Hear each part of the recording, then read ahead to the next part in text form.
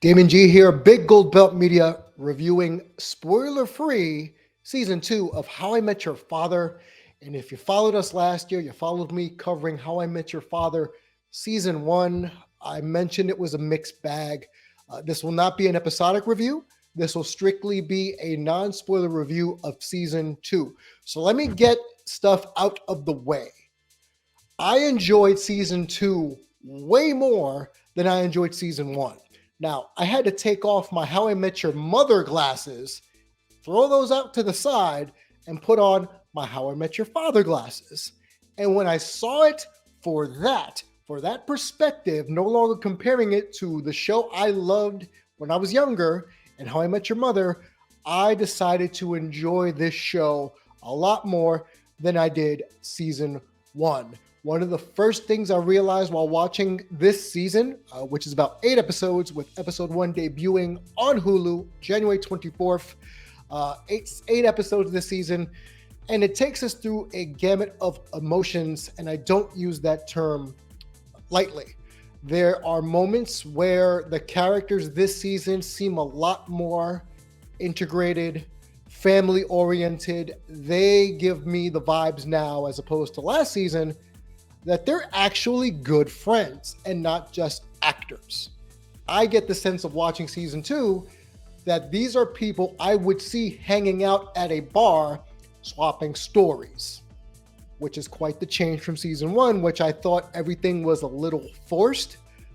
It seems a little bit more natural. I think the writers realized they had to bring these people a little closer together to kind of fill in some gaps, and I think honestly they hit it out the park on this one in terms of chemistry. The characters themselves have gone through a little bit of a metamorphosis.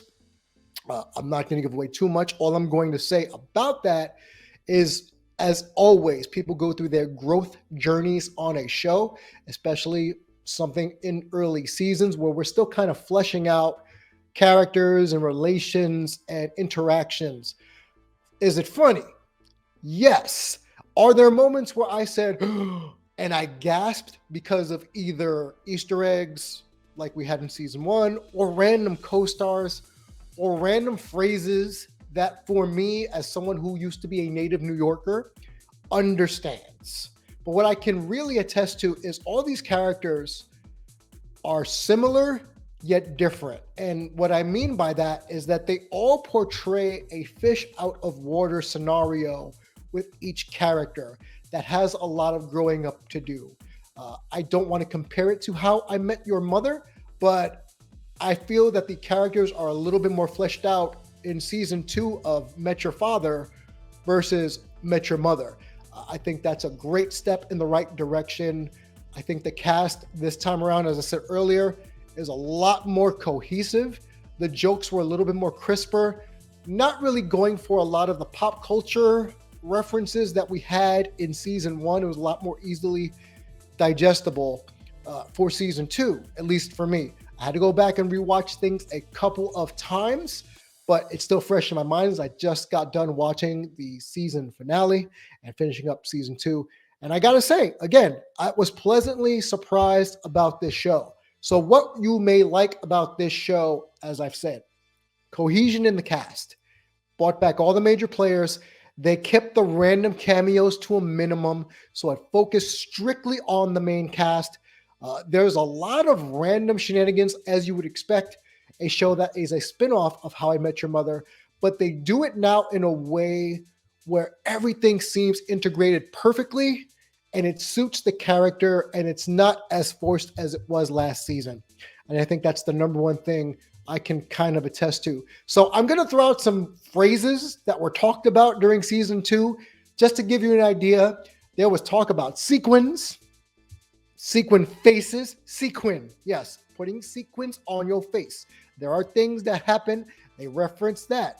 There's Sophie still trying to discover who she is in her dating life, juggling multiple men, and hilariously, comically being really awkward at it.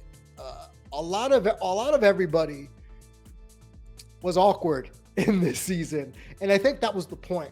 I think the point now is, instead of trying to portray people as funny and cool with the Barney character, Marshall, Lily characters, everybody's just, and I hate to sound cliche, their own character now.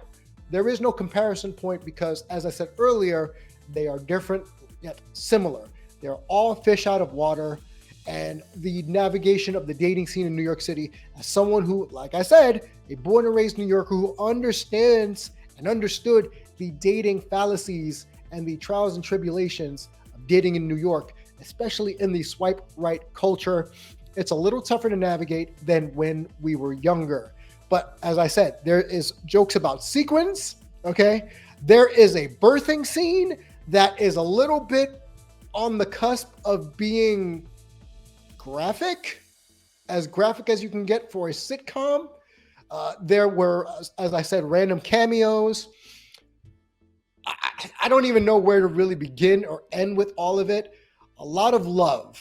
This show focuses not just on one person, not just on Sophie, but on love in general. And it might sound a little syrupy for someone who's a little bit glib about love like I am. Again, I don't really abide by some of the stuff that you see in sitcoms, but I want to say this is a little bit more wholesome, and it gives you a story to grasp onto and characters to bond and correlate with. We all have a Charlie in our lives that is this suave person on the outside, looks very debonair, very well put together, and he's a complete train wreck internally because he does not know what to do with his life as a grown man child. Sid, still trying to keep his marriage with Hannah going strong, even though they're doing the long distance thing. Sophie and her shenanigans. Valentina still navigating her feelings. We get to meet Valentina's parents this season. Not going to tell you who plays them, but I didn't know who they were at first, and I had to have my memory jogged. And if you're a fan of ABC, you will know who one or two of these people are. And I thought that was a really good wrinkle. There's a sex pendant somewhere in here during this season. There's something called Judy Juice. I'll just leave it like that. Judy Juice. There is the sealing of tear ducts, multiple dresses being worn in the same episode. Potentially a men's rights activist movement gone wrong. If you understand what that is, if you've scoured through YouTube like I have and understand some of the men's rights activists out there on YouTube who might be a little bit toxic. Sophie still trying to get her career off the ground. There is a lot of growth from the characters as the season goes on. Sounds really cliche, but I think they took a lot of leaps and bounds forward this season. There's a lot of self-discovery and wait a minute, I'm the bad guy in this situation moments where when you really think about certain things. They talk about boundaries a lot in this season. I will say one small spoiler. If you are a fan of How I Met Your Mother, Goliath, the name Goliath National, makes an appearance. And that's the only little Easter egg I'm going to give you. But there were moments where I had to go back and double check because I could have sworn this was real life in a lot of these interactions. And I hope that's what you all get while you're watching How I Met Your Father Season 2 on Hulu. Episode 1 dropping tomorrow, 1/24, January 24th, 2023. 8 episodes. A lot of moments for me. A lot of thought processing for me as someone who watched this multiple times through and is now reviewing it for you here on Big Gold Belt Media. But if I had to give it a grade, last season I gave C-. I'll give it a solid BB+. Leaps and bounds, the writers, the acting, everything took a major step forward, which I hoped it would have. Dating is a minefield. That's one of the first things I realized while watching this season. And love is hard. If you want to really talk about some things to keep in mind while watching the show, we've all had stories that can correlate a little bit more this season than in previous seasons. There was an emoji man in this season also. Let me get that out the way. They effectively pulled off incorporating an emoji for an entire episode. You're going to have to watch it. There's talk about brunch. There's talk about protocols and dating protocols that may or may not be archaic, but you're going to have to see that for yourself here on How I Met Your Father, Season 2 on Hulu, dropping episode 1 on January 24th, 2023. But let me know in the comments what you think. Please like, rate, subscribe, all that good stuff on Big Gold Belt Media. Find me on all your social media platforms at Damien G Show, where I host the Retro Cartoon Rewatch, as well as the talk show, What Is Your Why? Across the board, I am at Damien G Show on Twitter, Instagram, Twitch, and Facebook. But remember, kids, just because you have a remembrance for a television show of the past does not mean the future is going to be worse. And also, Kim Cattrall, good addition to this cast.